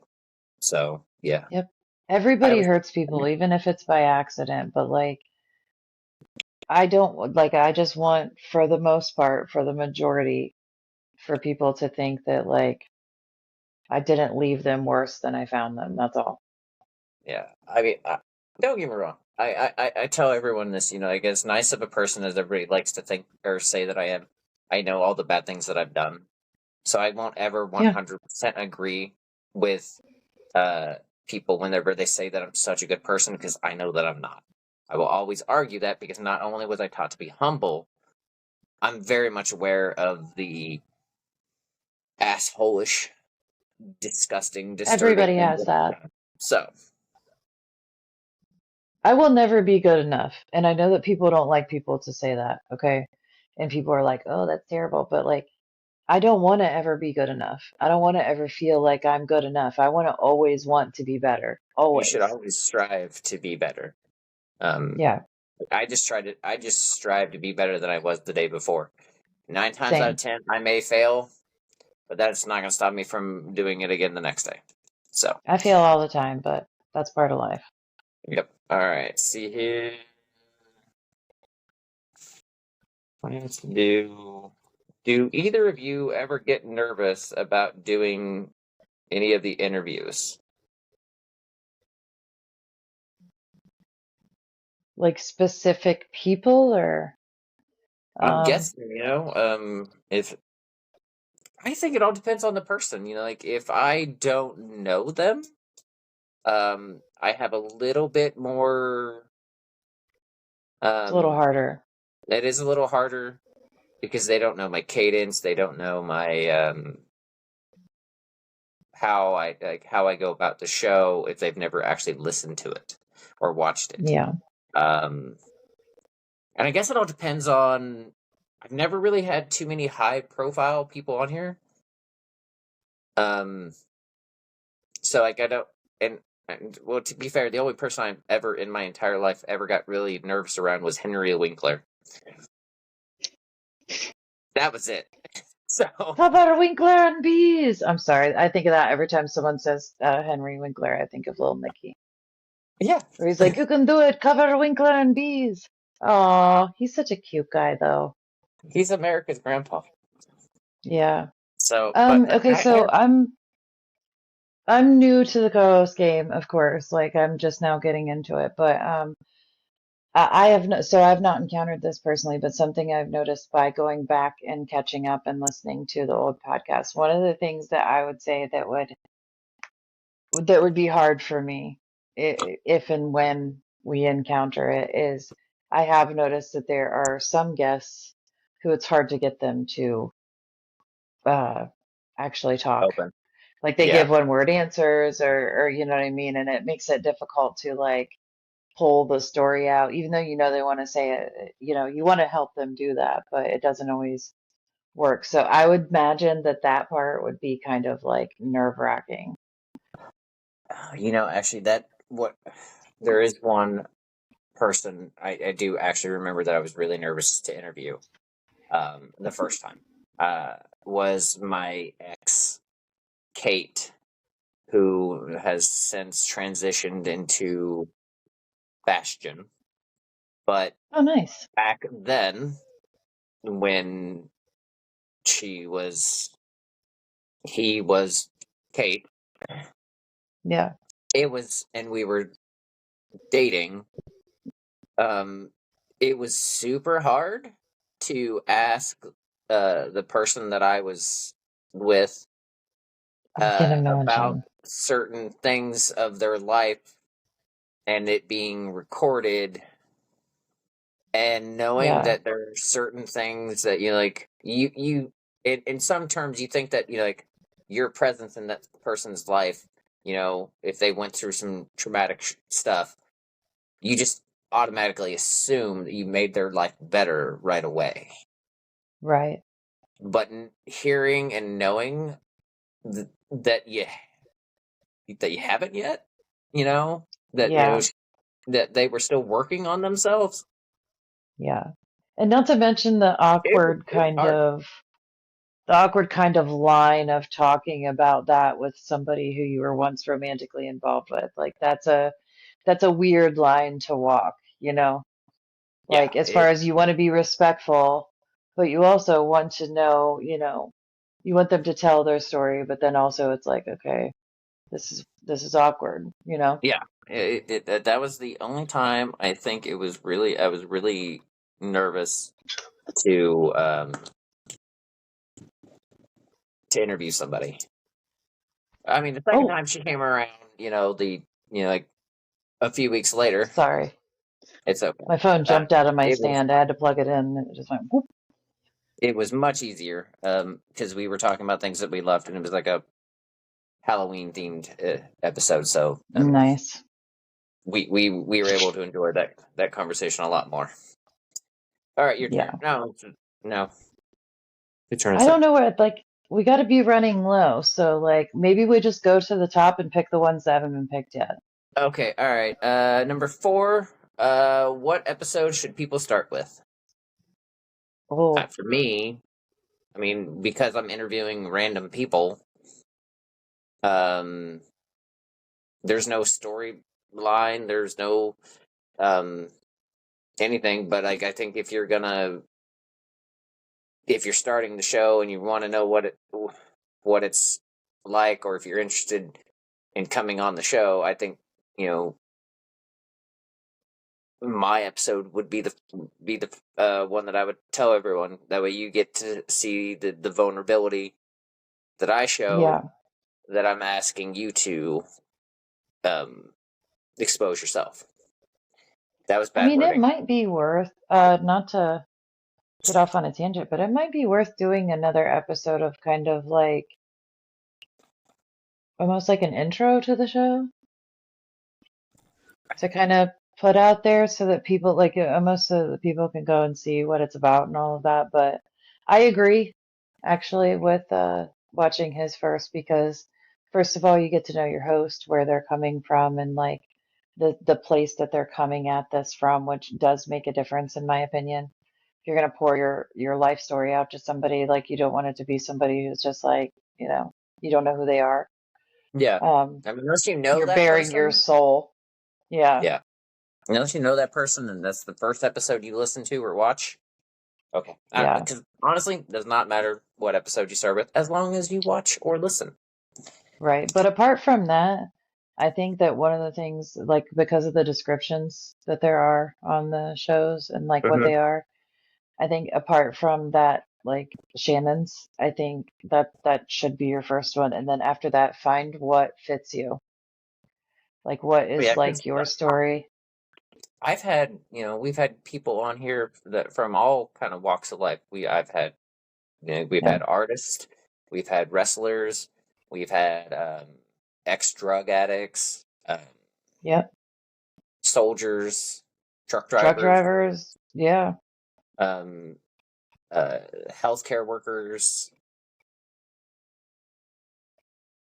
Yeah. It's a whole like different collection of different kinds of people, which again is another thing that I think makes the show really work. If you want accents, Nelly in Australia, Oliver, and England, if that's your Yeah. thing, then go for it. Oliver's such a sweet man. That's one of those episodes that I really wish got a little bit more love. I haven't watched his yet, actually. I need to go and do it. I have it saved in His my list, but I haven't watched it, or I haven't listened or watched yet. yeah. Okay, number 6. Why should people listen to the show? Because it's awesome. I mean, No, I would I be think perfect. one of the things I think is that everybody has, he has the tagline, everybody has a story, everybody's story. What is it? My brain just Everyone has a short story. circuited. Every story should be told. Every story should be told. Yeah. And yes, that is true, and I 100% agree with that. However, um, I think one of the main things is that even if you've not been through the thing, whatever the thing is that the person on the show has been through, or the multiple things, or whatever, I think you can take something from it. Every episode, every person's story, all of it. I think that there's always something that you can take and apply to your own life. Whether it's to just be like, oh, thank God I didn't go through that, in which, listen, we don't like to act like that's a thing where you hear somebody's terrible story and you're like, oh, thank God my story's not that bad. But it is, that is a very human nature thing to say or to do. Doesn't mean you're not compassionate for what they went through, but it's a thing. So there's that part of it, but there's also the part where like you can be like, man, they learned this. They learned how to be a better friend or more compassionate, or how to better protect themselves or whatever. Like you can learn and gain a lot just by listening to what people have to say. Yes. I would add to that is that this show has real people, real problems. Yeah. It's not one of those celebrities interviewing celebrities where you have to listen to, people that have multi-million dollars. And, I'm sure that I'm sure there was a lot of things that they went through that was hard. Good. Yeah. And I'm glad they got through it. I enjoy a lot of these people's work, but I don't, I'm not going to You learn have nothing in common with me. yeah, I've got nothing in Yeah. common with people that have millions of dollars whenever, like right now, I've got like $40 in my bank account. So, Right. Right. you know, And I think one of the things I just wanted to say too is that like frick, I lost my train of thought. Oh my God, I hate it when that happens. Um, Crap. Oh, you were talking about it being real people and stuff, right? So hmm like that's another thing too. He had mentioned earlier that it's not really edited. yeah, I don't So really edit like a lot. I think that there are tiny little clips that if something weird, goes on, or if there's a glitch or whatever, he'll do that. But most of the time what you get that's posted is what we recorded. Oh, So yeah. it's not like you have somebody that's trying to make you look this way or trying to make your story look this way because they're going through and chopping up pieces of it or anything. Like you're telling your story in the way that you want to tell it. Yep. Yep. All right. So, number 7, how can they support the show? In simplest forms, whatever the platform is, like the comment, subscribe, or like the episode, subscribe, share. I mean, if I put out merch, I don't know, buy it because the shirts are actually pretty cool. I like them. They are Which, cool. by the way, I was talking with Bianca about this, and we're getting you a different shirt instead of that Mine's light hard to read. gray one. Yeah, mine's Yeah. hard to read. So we got you a different one, and I think she's currently in Okay. the midst of making that, and we're going to send that out to you. Yeah, the shirt looks cool, don't get me wrong, but it's like the colors that I chose were not good.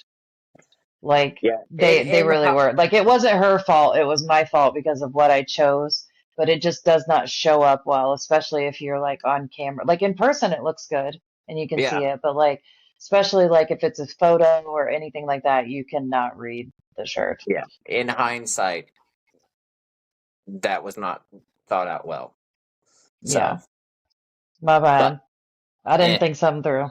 it's okay. All right. Number 8. Why did you start the show? And this is actually one of the questions that I get a lot.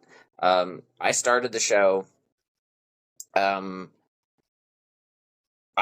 used to volunteer time with suicide hotlines and mental health groups on Facebook, and I used to there was a podcast that I listened to for the first time, in your head with inside of you with Michael Rosenbaum. It was celebrities interviewing celebrities, but I liked what he was doing, That sounds talking dirty. about mental. Sorry.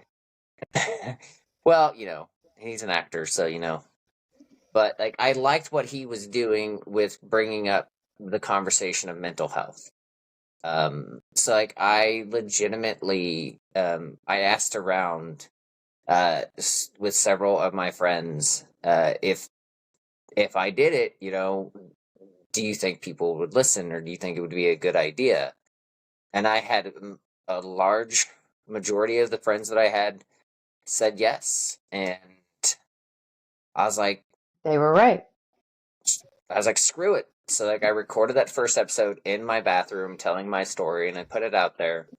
And it wasn't too long after that I learned the power of words. I learned the power of, one person's story could save someone else or a lot of people. And I wanted to give, and it was such a good feeling for me that I wanted to give other people that opportunity. Because while I hate talking in real life, I don't like to do it. I'm such a quiet person, but whenever I get, whenever I started the show, I was like, could I talk for like 30 minutes to an hour? Probably. Yeah. But, or could I get other people on here and talk, True. and have them talk and just ask random questions every now and then? And so I called in some favors with some friends, and they came on right away. And then whenever I was running out of friends that wanted to talk, that's whenever I got on Facebook and found other people. And then it just kind of snowballed. It's been, So what he's saying is this was a whole network of people so that he didn't have to talk. Oh God, yeah. Yeah. He created a network so that he didn't have to talk. The whole thing became me just trying to figure out how not to talk for an hour. That's pretty impressive, actually. Yes. Okay, let's see here. Rosie, what's something about Shannon that people don't expect? Oh. I don't know. Like, actually, I feel like he's like me, where it's like this is what you get type of thing. But I think one thing that people who don't know him outside of like this type of context know, or I think they're starting to realize it recently, because you're making a lot more like, there's a lot more silliness on the show. Like it used to be kind of a little bit more serious and things like that, and it still is, but he is a master at a well-timed smart-ass comment. Like, and I'm not talking about somebody who just says funny things all the time, which he does, but the thing that is so brilliant is this guy, like, he has the best, like, I'm gonna sit here, I'm gonna be chill, I'm not gonna say anything. And then, like, when you're not thinking of it and not paying attention, you like kind of forget he's there. And then he drops a little, like, comedic time bomb and just walks away like nothing ever happened, like a Michael Bay movie. It's great. It's one of my favorite things about him. He has good comedic timing. That's it's how I deal with And my I think trauma. I think people are surprised by it a lot, though, because you do tend to kind of like hang back and not talk a lot. To be fair, most of the time when people are talking, like in this setting, I'm trying to come up, because I don't really write down a lot of the questions. I don't have standard questions, well, except for the two. Right. What was your childhood like? What do you appreciate the most about life? First Yeah. and the last question are just those two are always the same. Everything else is just conversation. So while they're talking, I'm trying to think of something to say, and sometimes I'll get lost in their words, and I'm like, and I can feel like maybe the moment's heavy, and then maybe I can Right. feel like they're about to break down, and they don't want to do that on camera. Other than you, then I'll do it. But that's the thing that makes you so brilliant is that you are able to like to read the room and get what the situation calls for because not everybody's good at that. Like, like they'd have like a list of questions. Like I've seen it on interviews, like, primetime interviews and like big podcasts and stuff where people like have their list and what they're supposed to say. And then they push someone too much where it shuts them down or whatever. So like it's a good thing that you're able to roll with it and adapt for what the situation calls for. First of all, those are the people that have their shit together and do research. I am not that Right. guy. Okay, let's see here. What was your favorite episode? Mm, I don't know if I can choose. I don't know if I can choose either because I feel like it'd be insulting to. I'll say this: any episode that it wasn't that it was not a solo version of the show where I just talked for Yeah. 30 or 20 to 30, 45 minutes. I Any definitely have some episode. some top ranks. Like Emily's was one of my favorites, but it's because her story is so compelling and so Mhm. complicated.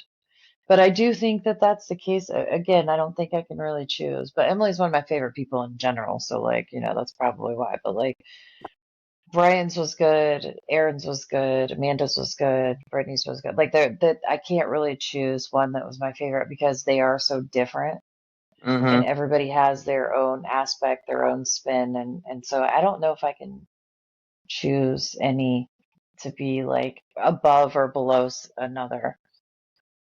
I think for me, there's some episodes that I wish that I thought would be a lot more like would hit a little bit more.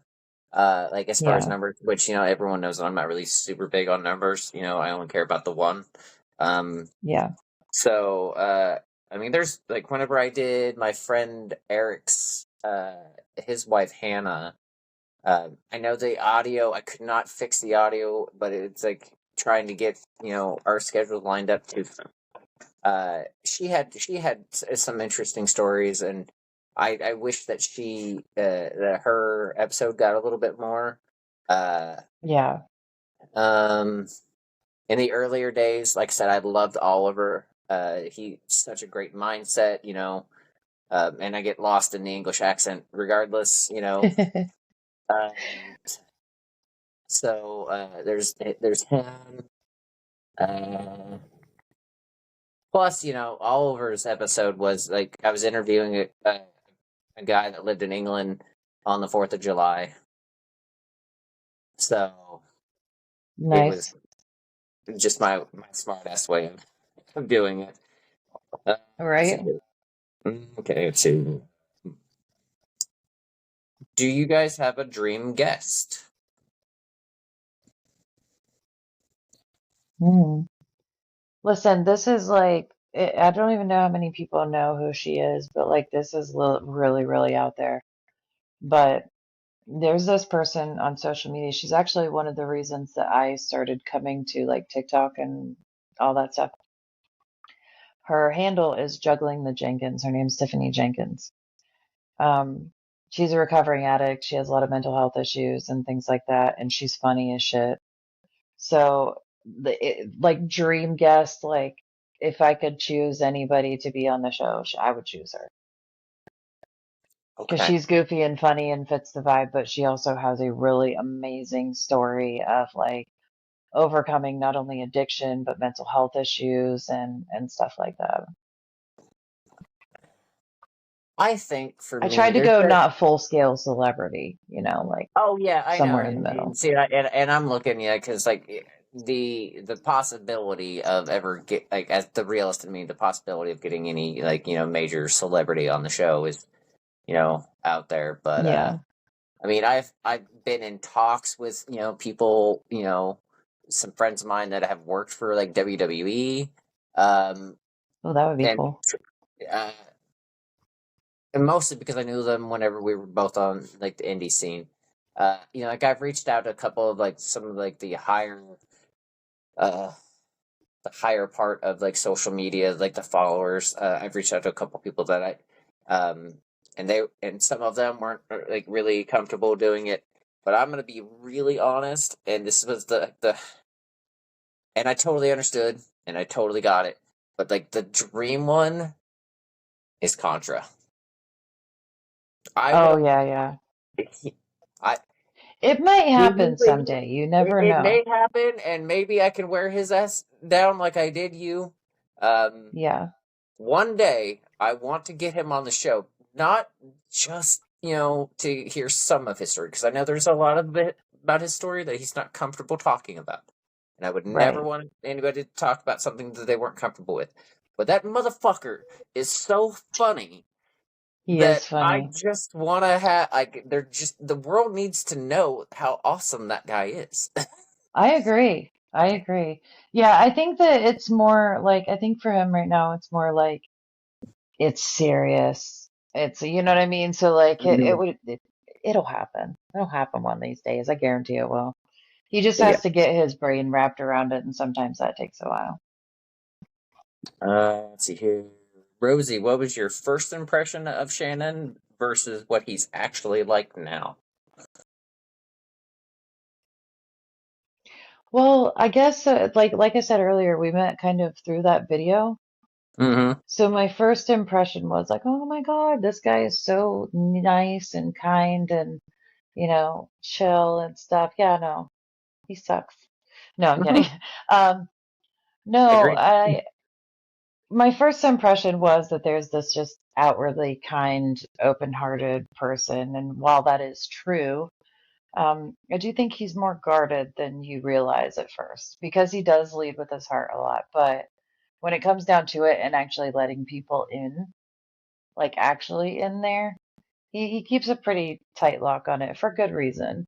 Um, but he's who he is. I don't know how to explain that. Like he's not one of those people who puts up something that he's not or pretends to be something that he's not. He's pretty much the person that he is. It's just what level of that you get from him is what you earn. All that is 100% bullshit, and she knows it. I'm an asshole, and she just wants to play Well, nice. yeah, I'm trying. It's his show. Mm, I get kicked off if I tell the She truth. doesn't want to lose her job. That's what she's doing. Yeah. What Wait, you guys age are do gonna you? pay for this? I'm kidding. I did. At what age do you stop Right? pretending to know what you're doing? I don't know that I ever pretended to know what I'm doing. I've never. I mean, I think as soon as you realize that you're pretending to know what you're doing, that's the age that you stop. 85, because by then maybe you've got dementia and you can just think know what you're doing, or you knew what you were doing. That's true. That's true. What was something you had to learn the hard way? Everything. Every damn thing in my life. So, Everything. uh, I think the biggest thing that I learned the hard way was that um, just because you love somebody doesn't mean that they love you. Facts. I think the biggest one for me, and it kind of does go hand in hand with that, is that no matter who you try to be, it will never be enough for Mm-hmm. someone who doesn't really care about you.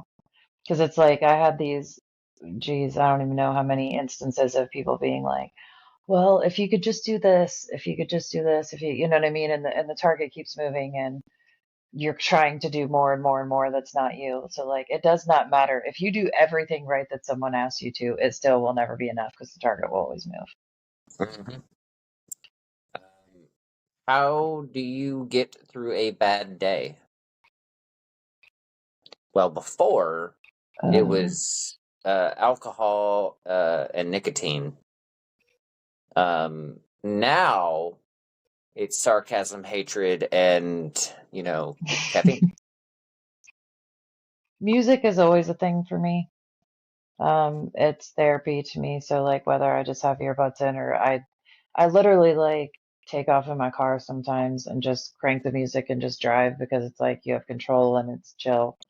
Um, but the thing that I have now that I've never had in my whole entire life is people. Um, One of the coolest things about the people that I have in my life, whether it's Contra or my family or my friends, is that they are really great about just knowing what I need, even if I don't say what I need. Like if I want to talk about something, they'll talk about it. If I don't, and that they're just going to be stupid and distract me, they'll do that. So I rely on my people a lot, and I'm very blessed to have them. Yes, yes, I've always been blessed to know that I've got people in my life, but I don't think for the longest time I could never get myself to rely on anybody. You I know, don't always. I'm still not good at like it's reaching out, being the super one who hard. reaches Yeah, out. it's super hard for me because I'm so used to, you know, obviously, like I'm wearing a jersey from One Tree Hill, so I'm a huge One Tree Hill fan. But there's Right. that line that, from the show of people always leave, and that's, I really understood that line because I'm so used to people leaving that I've always told everyone that I'm in your life for as long as you want me to be. Yeah. That way I know that it's eventually going to end and I don't have to worry about it sucking afterwards. I know that it's going to end Yeah. if I walk into that relationship. Healthy? No. Am I learning that slowly? Yeah, I Also get no. it. But I do think that's part of like the thing I said about you either being a low guarded, and that's totally fair. Like if people if people actually want to be in your life, they will earn their spot there. They'll take the time to actually care if you feel comfortable, if you feel safe, if you feel like you can trust them, and they won't get like, oh my God, I can't believe you don't trust me by now. You know what I'm saying? Like, oh, just do the time. And the way that you messed up is that you got people in your life now that actually want to be in your life. So like you can't really lose us. So that sucks for you. I have a rule, and it's a simple one. If you're in my life longer than 7 years, you are no longer somebody that I can just if I don't hear from you, I won't notice. Like if you're in my life Right? for 7 years or longer, if I don't hear from you for a little while, I'm gonna reach out, like, hey, you good? We may not like Yeah. I'm horrible at like communicating with people on a daily because it's either work, Yeah. or Bianca, or I'm trying to sleep, or like spending time with my kids. I'm so bad at reaching out and checking in with friends. Um, I think I have like 4 friends that I talk to on a daily, um, Yeah. and 2 of them I work with. So, and But the then burden is not always on you either. That's another thing with friendships that people are like, oh, I'm not good at like, checking in and all of that. And that's fine. Like you do need to check in occasionally, but also like I think that a lot of us are so used to being the friend to people instead of having people that are our friends, if that makes yeah, sense. yeah, Like, so I think we're so used to all of the burden of the work of a friendship and relationships and stuff being on us that we forget that like people reach back and you know what I mean? Like it's not always on you to be the one who reaches out, I guess is what I'm oh yeah, I get that definitely. All right, last one. The most saying. Ooh. rewarding part of doing this show. The impact on others. Yeah, I think the most rewarding part for me is that I have seen the the change in people, um, from before to after.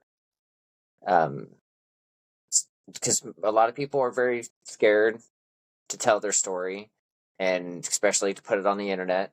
Because you never know when a show's gonna blow up.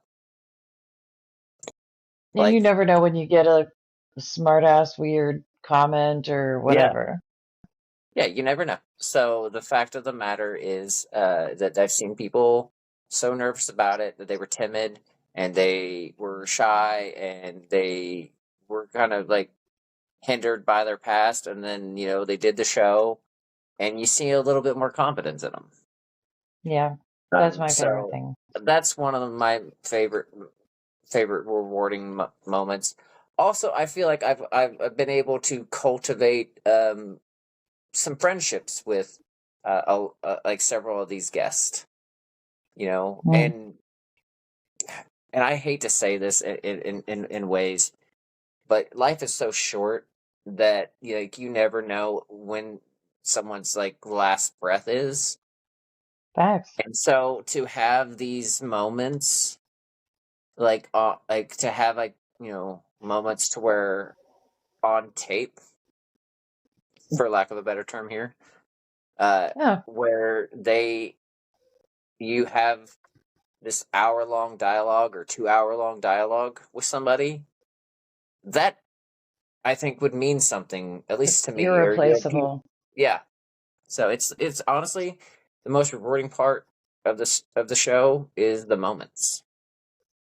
Yeah, I've gotten super annoying with like saving people's stuff, um, like videos that they send or pictures or whatever the case may be, because like, when Ken passed away, um, I didn't have a lot of his stuff saved, and I wished I would have.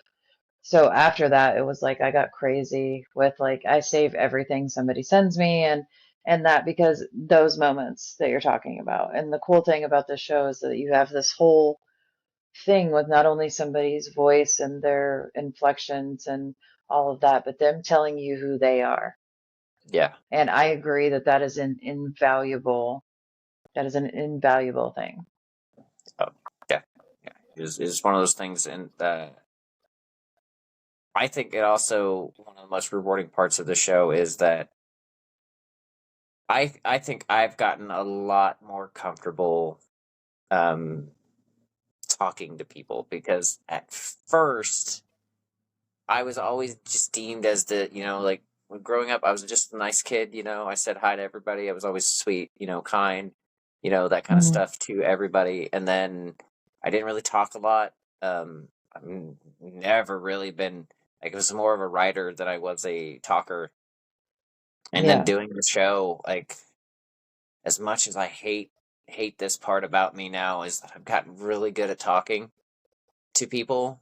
Push you out of your comfort zone though and cause you to grow, and that's never a It bad does. thing. It does, and I think that's the other most rewarding part about the show, is that it's pushed me to grow. And I think you, like, I know for you, you have done like what, a couple other podcasts, and Yeah, a couple for the LFA Ohio, and just like speaking in other contexts, that because a lot of people, like, I could talk to anybody. Um, I'm pretty pretty good at talking, but when it comes to actually like speaking in a meaningful way, that's hmm something that I have learned through doing the show, is how to put my thoughts into an actual organized sentence and where people understand it and it's not all over the place. So that's something that I've gained a lot of by doing the show. yeah, so the the show has been rewarding in its own part, because I feel like I don't know how many times I've been messaged or been told that certain people's stories affected them, Yeah. and it either talked them out of a bad spot or made them feel like they weren't the only one that has ever dealt with that kind of stuff. They weren't And alone. that's the coolest thing about, like, regardless of what side of it you're on, hmm is that if you're watching it and you see that and you're like, oh crap, I can do this because this person did it. You don't know who's seeing your story or your, just you talking about things. You don't know who's taking strength from you, even when you have no idea maybe who they are or if they're even watching. Oh yeah, And exactly. that's the impactful thing, is that it's like you don't know who's watching this. You don't know if anybody's going to watch this. But Yeah, if they do, and one person takes something from it and says, I feel less alone, that's worth it. exactly. That, and I gotta say that and we'll leave it at the question of this. I think the number one thing that is the most rewarding for me is the amount of tears that I've got to have people shed on this show. Yeah, whatever. It brings a great lot of joy to me, a big smile on my face whenever I get people to cry. I feel like but this is the first one I think that I've made it through and not been a sobby mess, so I'm pretty proud. To be fair, I wasn't aiming for this one to make you cry. I know, this was a cheater one, but still. Well, it also, counts, okay? A win is a win. I feel bad for you because you just got out of the hospital. I'm not trying to kill you. That's not my job. That's Contra's. That's kind of unfortunate, though, because if you'd have done it, I could have, really laid the guilt on. I just got out of the hospital. Your poor friend just got out of the hospital, and you're doing this. Ah. Well, listen, I could have, but I'm a much better friend today. For now. For now. For right now. Give me a minute. We still have the 100th to plan to get everybody together. Yes. So I'm excited. We are a couple episodes away from that. We are inching closer and closer. So, I'm looking forward to that. So I guess, yeah. Thanks for all the questions that were submitted. Some of them were interesting. Great some questions. Of them were, they were all very good questions, and I appreciate it. Yeah. They were really good. Thank you, guys. Yes. So if you submitted questions, thank you very much. If you did not, how dare you? Yeah, how dare you? I mean, how Get hard it is together. it to ask a question? Gosh. Interesting. Cool. Anyway, thanks for coming on the show and answering these questions with me, because otherwise this would have just been really boring. Thank you for having me. It's always a good time. Yes, I figured you needed the I did distraction. So I did actually. I've been kind of just mopey, locked up in the bed and annoyed. So it did give me a little brain distraction. So thank you for that. You're welcome. So, all right, well, ladies and gentlemen, thanks very much. Remember, we are still inching our way closer to the 100th episode, and the 100th episode, we have determined that we are going to. You've heard us talk about them. You've heard us reference many of them. I am going to introduce you to as many of the Broken Brain Squad, my little TikTok family, our little TikTok family, as we can. Still working. Enjoy the on chaos. Those camera shy ones that don't think that they have anything interesting to say. Looking at you, Anita. Looking at you. You know who you are. Come on, Canadian. Yeah. Who was the other one? Daisy. Daisy was the other one that I don't know about it. Yeah. Yes, you do. Yes, you do. Get it together. I mean, but listen, people can also join with no camera if they want to. I'm just saying. They don't have to be on camera. Yeah, you can just talk. I mean, it'd be rude if you weren't, but whatever. If I wanted to do an all audio one, I would do an all audio one. Whatever. Mm-hmm. Anyway. Gosh, he's throwing a whole tantrum right now. I am. I'm gonna throw this table over as soon as I end this episode. It's a glass table. We were talking about having those moments frozen in time. Congratulations that you just had a whole Shannon tantrum that's going to be frozen in time. Yes. Well, the power of maybe I finally learned to edit. That's the real. You would better not. I haven't cut anything is because I never really took the time to edit. Yeah, well, Anyway. I like the unfiltered. Anyhow. Oh yes, because if my entire life's uncensored, I mean, right? If you work with me, you know that. If you've been around me at all, you know right. that. The only time I think I've ever really been kept myself together was at church and at Emily's thing in Nebraska, because I was I don't know these people. I don't want to be arrested in Nebraska. Right. So I'm not trying to go to corn jail. It's nothing worse than going to jail either in Mexico or Nebraska. Anyway, so Anyway, thanks for coming on. Thanks for Yes, having me. we are. We're getting closer and closer to 100. So, Yep. all right, peeps, we're out. Thank you all for watching. Being a fan. Thanks, Rosie, for joining me on answering these questions that were asked.